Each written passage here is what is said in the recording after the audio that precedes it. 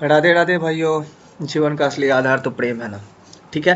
आज हम लोग देखेंगे difference between throw and throws. ये थ्रो और थ्रोज में क्या डिफरेंस होता है, बस हम लोग ये देखेंगे। ठीक है। थ्रो हम लोग देख चुके थे, ये मेरा 5वां वीडियो है।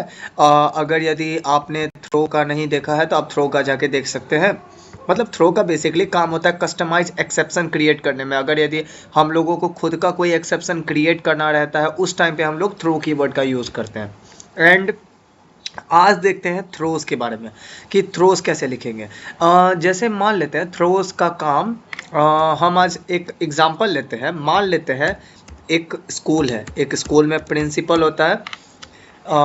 और फिर उस स्कूल में कुछ स्टूडेंट भी होता है। मान लेते स्टूडेंट का नाम है M1 M2 M3 and M4। 4 student है मेरे पास। ठीक। ठीक है। देखो, क्लास कॉलेज का जो प्रिंसिपल है इसको मतलब प्रोग्रामेटिकल वे में जेवीएम बोल रहे हैं। अगर हम प्रिंसिपल बोलेंगे तो समझ जाना जेवीएम का बात कर रहे हैं। और अगर यदि हम M1 M2 M3 M4 का बात करें, ये मेरा स्टूडेंट है, इसको स्टूडेंट बोलो। और फिर प्रोग्रामेटिकल इसको हम मेथड बोलते हैं। ठीक है। मेथड मेरा स्टूडेंट है और एक प्रिंसिपल है मेरा जेवीएम। ठीक। चलो, यहाँ पे हम सबसे पहले मेन मेथड लेते हैं। मेन मेथड लिए। मेन मेथड लेने के बाद मान लो मेरे पास 2-3 मेथड है। 2-3 मेथड बना लेते हैं। पब्लिक स्टैटिक वॉइड M1 ऐसे करके। ठीक। चलो, ये हो गया। मान लेते हैं कि ये जो है ये M1 को कॉल कर रहा है एग्जाम्पल के लिए। ठीक। ऐसा ही हम 2-3 और बना लेते हैं क्योंकि हमको 4 स्टूडेंट चाहिए। M1 M2 M3, 3 ही स्टूडेंट को लेते हैं। एक मेरा मेन तो है ही।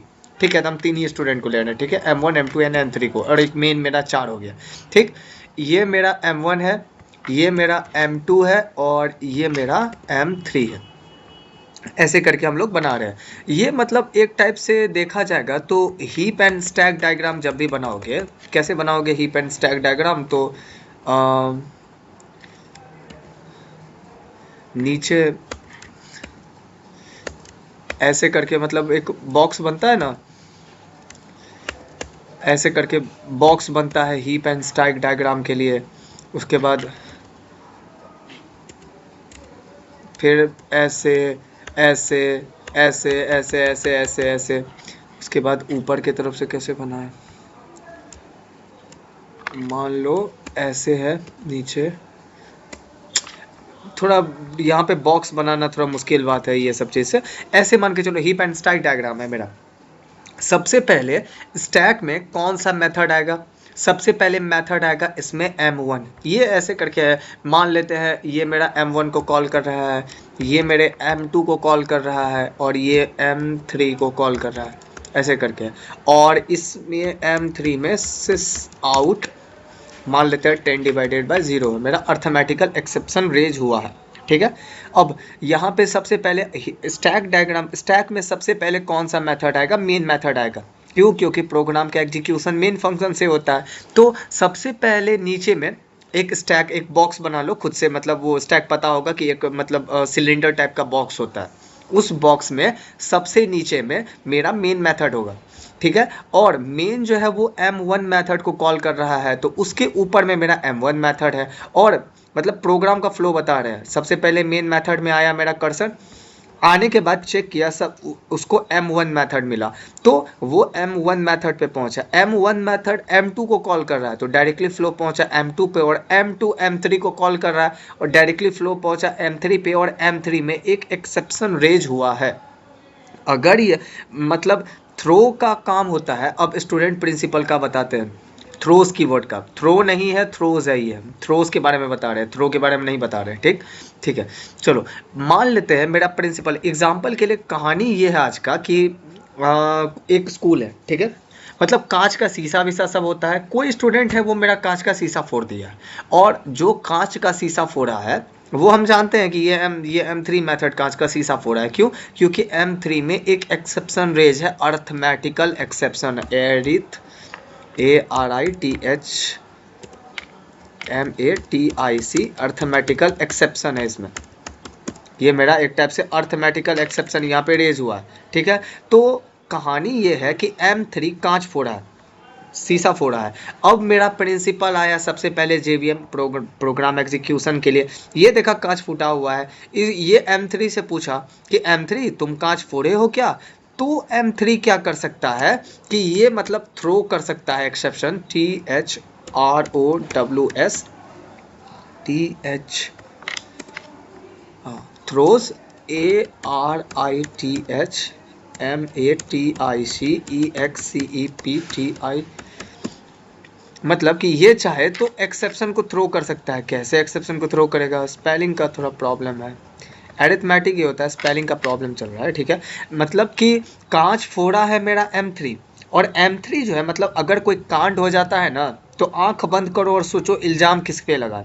ये M3 आंख बंद किया और सोचा इल्जाम किस पे लगाए, तो M3 का लिंक बन रहा है मेरा M2 के साथ में, क्योंकि M2 ही है जो M3 को लिंक कॉल कर रहा है। तो M3 क्या कर सकता है कि वो अपने आप को बचाने के लिए एक्सेप्शन को थ्रो कर सकता है कि भाई हमको नहीं पता, हम कांच नहीं फोड़े हैं, हमको जो कॉल कर रहा है मेरा कॉलर जो है वो उस कांड को किया हुआ है। तो जेवीएम पहुंचा M2 के पास, क्यों? क्योंकि M2 ही कॉल कर रहा है M3 को। जेवीएम पहुंचा M2 के पास, M2 से पूछा कि रे ये M3 जो है ये बोल रहा है कि कांच तुम फोड़े हो। तो M2 भी अब बेचारा बचने के लिए कुछ तो करेगा। यहाँ पे एरर आ रहा है इसी के वजह से कि ये बोल रहा है, मतलब ये इल्जाम लगा दिया है M3 M2 पे कि काश M2 फोड़ा है। अब यहाँ पे M2 में कंपाइलेशन एरर आ गया है, या तो तुम थ्रो करो एक्सेप्शन को या तो तुम ट्राई कैच का यूज करो। M2 जो है वो भी अपने आप को मतलब बचाने के लिए कुछ ना कुछ करेगा, वो इल्जाम लगा दिया M1 पे। अब बेचारा M1 फंस गया, M1 पे कंपाइलेशन एरर। M1 भी क्या कर सकता है अपने आप को बचाने के लिए, ये क्या किया, ये भी थ्रो कर दिया। कहानी ये है कि कांड हुआ था M3 में, M3 मैटर करके बैठा हुआ है, M3 जाके इल्जाम लगा दिया M2 पे। क्यों? क्योंकि M3 बोलेगा जेबीएम को, प्रिंसिपल को, कि मेरा कॉलर जो है ना वो कुछ कांड किया हुआ है, तुम उससे जाके पूछो। एक्सेप्शन रेज हुआ है M3 में, M3 उस एक्सेप्शन को थ्रो कर दिया, मतलब कि अब उसका कॉलर जो है, जो उसको कॉल कर रहा है, उसका रिस्पॉन्सिबिलिटी है उस एक्सेप्शन को हैंडल करने का। तो M3 को कॉल कर रहा था M2, तो अब M2 का रिस्पॉन्सिबिलिटी हुआ। लेकिन M2 भी मेरा उस एक्सेप्शन को हैंडल नहीं करना चाहता, इंटरेस्टेड नहीं है, तो M2 भी उस एक्सेप्शन को थ्रो कर सकता है। अब M2 का कॉलर कौन है? M2 का कॉलर है M1, क्योंकि M1 के अंदर में ही M2 कॉल हुआ है। तो M1 भी उस एक्सेप्शन को अगर यदि नहीं चाहे, मतलब चाहेगा कि नहीं भाई हमको भी एक्सेप्शन हैंडल करने का कोई शौक नहीं है, हम भी मैटर हैंडल नहीं करेंगे, तो M1 का कॉलर कौन है? लास्ट में बचा मेरा मेन मेथड, मेन मेथड ही M1 को कॉल कर रहा है। तो अब बेचारा M1 फंस गया। अब यहाँ पे या तो तुमको ट्राई और कैच ब्लॉक का यूज करना पड़ेगा उस एक्सेप्शन को हैंडल करने के लिए, तुम्हारे पास या तो ये रास्ता है, या फिर तुम ये भी कर सकते हो कि ये जो मेरा मेन मेथड है ये भी मेरा एक्सेप्शन को थ्रो कर रहा है, ये भी मेरा एक्सेप्शन को थ्रो कर रहा है। इसका मतलब कि मैटर हुआ था M3 में, M3 बोला मेरा जो कॉलर है वो कॉलर एक्सेप्शन को हैंडल किया है, वो उससे जाके पूछो। जेबीएम पहुंचा M2 के पास, M2 भी बोला कि भाई हम हैंडल नहीं किए हैं, ये M1 किया है मेरा कॉलर। M1 पे पहुंचा, M1 भी बोला कि भाई मेरा कॉलर किया हुआ है, M1 को कॉल करने वाला है मेन मेथड पे पहुंचा, मेन मेथड भी इंटरेस्टेड नहीं है इस एक्सेप्शन को हैंडल करने के लिए। अगर ऐसा सिचुएशन आता है तो अगर यदि मेन भी मेरे उस एक्सेप्शन को हैंडल नहीं कर रहा और थ्रो कर रहा है, तो अब ये जेवीएम का रिस्पॉन्सिबिलिटी है। इतना कांड हुआ, अब प्रिंसिपल को गुस्सा आ गया, मतलब प्रिंसिपल पहले M3 से पूछा, M3 बोला हम कुछ नहीं किए हैं, M2 किया है। M2 पे पहुंचा, M2 बोला कि हम कुछ नहीं किए हैं, M1 किया है। M1 से पूछा, M1 बोल रहा है कि मेन मेथड किया हुआ है। अब ऐसे करके चल रहा है, भाई कोई ना कोई तो कांच फोड़ा है। यहाँ पे तो साफ दिख रहा है कि M3 किया है, क्योंकि M3 में एक एक्सेप्शन रेज हुआ है। लेकिन M3 क्या कर रहा है, वो एक्सेप्शन को थ्रो करते जा रहा है। M3 M2 को किया, M2 M1 को किया, M1 मेन को किया। तो यहाँ पे थ्रो, जब भी हम एक्सेप्शन, यहाँ पे जेबीएम पहुंचा, ठीक है, मेन से पे पूछा, अब मेन भी नहीं जानता है, मेन बोलेगा कि भाई हमको क्या पता, हम तो सिर्फ M1 को कॉल किए हुए हैं, हमको नहीं पता कि M1 किसको कॉल किया, क्या हुआ क्या नहीं हुआ, हम तो वहां पे थे भी नहीं। बेचारा मेन फंस गया है बेचारा, अब क्या करेगा? तब अब जेवीएम को गुस्सा आएगा, जेवीएम मतलब प्रिंसिपल, जेवीएम को गुस्सा आएगा, जेवीएम निकालेगा अपना हथियार और उस हथियार का नाम है default exception handler, EXCEP exception handler. Default exception handler को बुलाएगा जेवीएम, ये जेवीएम के अंदर ही होता है। डिफॉल्ट एक्सेप्शन हैंडलर को बुलाएगा और प्रोग्राम को एब नॉर्मली टर्मिनेट कर देगा और साथ में उस एक्सेप्शन का डिस्क्रिप्शन प्रिंट करके देगा। ये होता है मेरे थ्रोस कीवर्ड का काम। थ्रो कीवर्ड से ये जो मेरा थ्रो है, इस थ्रो कीवर्ड का काम होता है कस्टमाइज एक्सेप्शन बनाने में, कि अगर यदि हम लोग थ्रो फॉर कस्टमाइज बोलो या यूजर डिफाइन बोलो, मतलब खुद का अगर कोई एक्सेप्शन क्रिएट करना चाहते हैं, वहां पे हमको काम पड़ता है थ्रो का। और थ्रोस का काम पड़ता है एंड कॉट ऑफ थ्रोस का काम पड़ता है for delegating the exception to its caller। Delegate करना मतलब होता है डेलीगेट करना, डेलीगेट मतलब होता है ट्रांसफर करना। जैसे M3 में हुआ था एक्सेप्शन रेज, M3 ट्रांसफर कर दिया M2 को, M2 ट्रांसफर कर दिया M1 को और M1 ट्रांसफर कर दिया अपने कॉलर मेन को। हमेशा याद रखना, जब भी एक्सेप्शन रेज होता है, ये कंपलसरी है, जब भी एक्सेप्शन रेज होता है, अगर जिस मेथड में एक्सेप्शन रेज हुआ है उस मेथड का रिस्पॉन्सिबिलिटी है उस एक्सेप्शन को हैंडल करने का, उस मेथड का रिस्पॉन्सिबिलिटी है। अगर यदि वो मेथड इंटरेस्टेड नहीं है एक्सेप्शन को हैंडल करने में, तो वो अपना एक्सेप्शन को थ्रो कर सकता है अपने कॉलर को।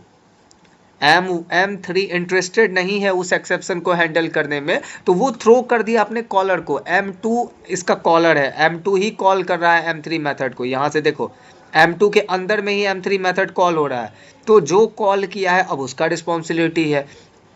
ऐसे करके हम लोग थ्रोस कीवर्ड का काम किया जाता है। ये होता है delegating to its caller. Delegate करना मतलब ट्रांसफर करना। अगर रन करेंगे, रन टाइम एक्सेप्शन आएगा मेरे पास, एक्सेप्शन इन थ्रेड में पूरा का पूरा हमको डिस्क्रिप्शन प्रिंट करके देगा ये, क्योंकि हम यहाँ एक्सेप्शन हैंडल नहीं कर रहे हैं, बस एक्सेप्शन को थ्रो कर रहे हैं। और customized and user defined exception वाले वीडियोस में हम पहले बता चुके हैं कि मेरा checked and unchecked exception, sorry checked exception मेरा वो एक्सेप्शन है जो कंपाइलेशन के टाइम पे मेरा वार्निंग आएगा। मेरा कंपाइलर एरर नहीं दे रहा हमको एक टाइप से वार्निंग दे रहा है। हम उसमें अच्छे से बताए हुए हैं कि मान लो मेरी मम्मी है, एग्ज़ाम देने जा रहे हैं, तो वो बोलेगी कि तुम एडमिट कार्ड चेक कर लो, लेके गए हो कि नहीं गए हो। अगर एडमिट कार्ड लिए हो तो ठीक है, और अगर एडमिट कार्ड नहीं लिए हो तो ले लो, ताकि तुम्हारा आगे का फ्लो डिस्टर्ब ना हो, क्योंकि एग्जाम देने जाओगे एडमिट कार्ड लेके नहीं गए हो तुमको एंट्री ही नहीं मिलेगा। तो तुम्हारी मम्मी नहीं चाहती है कि तुम्हारा नॉर्मल फ्लो डिस्टर्ब हो, इसलिए वो एक टाइप से वार्निंग दे रही है। ऐसे एक्सेप्शन को चेक्ड एक्सेप्शन कहा जाता है। एक्सेप्शन हमेशा रन टाइम पे ही आता है, ठीक है। और अनचेक्ड एक्सेप्शन मतलब होता है वैसा एक्सेप्शन जिसको मम्मी चेक नहीं कर सकती है। एग्जाम हॉल में हो सकता है कोई बम लेके आया हो, बम पूरा का पूरा तोप मिसाइल सब लेके आया हो, पॉसिबल हो सकता है शायद ऐसा, तो पाकिस्तान में होता है ना, तो हो सकता है ऐसा हो पॉसिबल। तो इसी के वजह से तो मम्मी कभी ऐसा थोड़ी बोलती है कि बेटा एग्जाम देने जा रहा है, चेक करना कहीं आगे पीछे में कोई बम लेके तो ना बैठा हो, ऐसा नहीं होता है। तो वैसा एक्सेप्शन जिसको कंपाइलर चेक नहीं कर पाता है, उस टाइप के एक्सेप्शन को कहा जाता है अनचेक्ड एक्सेप्शन। जैसे मेरा अर्थमेटिकल एक्सेप्शन है, यहाँ हमको कोई भी कंपाइलेशन एरर नहीं है, हमको करने का काम ही नहीं है, तो ये रेयर ऑफ द रेयरेस्ट ही आता है। ऐसा एक्सेप्शन जो रेयर में आता है उसको एक टाइप से रन टाइम एक्सेप्शन या अनचेक्ड एक्सेप्शन कहा जाता है। इस तरह से हम लोग थ्रोस कीवर्ड का यूज करते हैं। थ्रो का काम होता है डेलीगेट करने का एक्सेप्शन किसी अदर को, मतलब होता है ना कांड हो गया तुम किसी और को फंसा दो, यही होता है मेरा थ्रोस कीवर्ड का काम। थ्रो का काम होता है हम लोग को कस्टमाइज एक्सेप्शन बनाने में। ट्राई ब्लॉक का काम होता है रिस्की कोड लिखने में। कैच ब्लॉक का काम होता है हैंडलिंग कोड लिखने में। रुक जाओ लिख देते हैं, try for writing risky code. Risky code हम लोग ट्राई ब्लॉक के अंदर में लिखते हैं, रिस्की कोड। कैच ब्लॉक के अंदर में हैंडलिंग कोड लिखते हैं, उसी रिस्की कोड को हैंडलिंग कोड। और उसके बाद फाइनली का काम होता है फॉर कनेक्शन क्लोजिंग कोड। हम लोग इस तरह से करते हैं। और कुछ एक्सेप्शन मेरा अनचेक्ड एक्सेप्शन होता है। जैसे मान लेते हैं, मतलब मेरे पास 2 थ्रेड है, मल्टी थ्रेडिंग अभी बताएंगे तो समझ में आएगा तुम लोग को। मल्टी थ्रेडिंग बताए कि नहीं बताए, नॉर्मल बता देते हैं। ठीक है।